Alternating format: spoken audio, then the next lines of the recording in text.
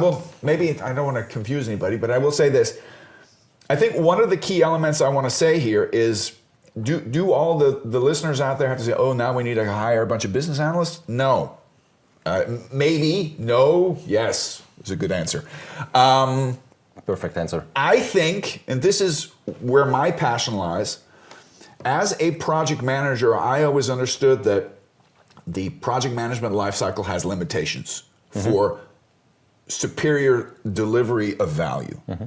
Because as a project manager, if you just kind of are involved when the problem is thrown over the fence and you're not informed of what happened beforehand and you don't care what happens after your project, I think that's very limiting. Okay.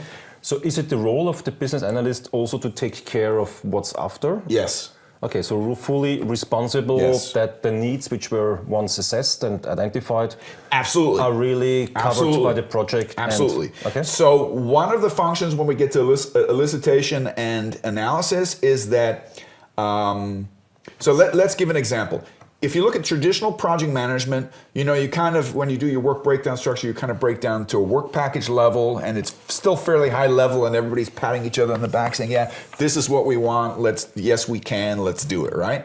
And then you get into execution, and you realize that it's the details that are eating you up, right? And this is where a business analyst basically functions as a sweeper, we call it in English. Nobody understands what that means, but I'll explain it. In German, we call it libero. Basically, this freelancer that can engage all of the different stakeholders and make sure that that communication cycle goes all the way down to the requirements. Isn't that in contradiction to the project manager? So isn't there a source of conflict if suddenly, I mean, we promote the role of a project manager as a very strong person leading the project, fully responsible, and suddenly a business analyst pops up. So let me, I didn't quite finish that thought, but thanks for bringing it up because it's important.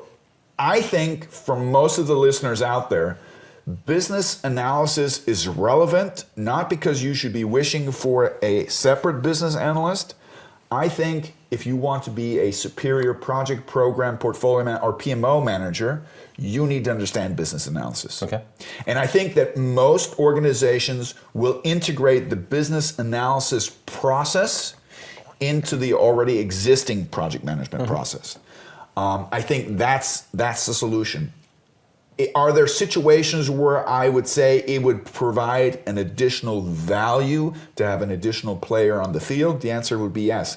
But I wouldn't say that across the board. So, and I think that's also why PMI is so dedicated to the business analysis process, although I think they're going also through a redesign concept. This is the latest version of PMI. It's nice, but it's once again 1/3 the size of the original book, where I'm like, where's the rest of the content? So the key message to people who are looking to have a superior project management professional experience and career, business analysis should definitely be in your purview. It should be part of your understanding. I think it makes for a superior value delivery.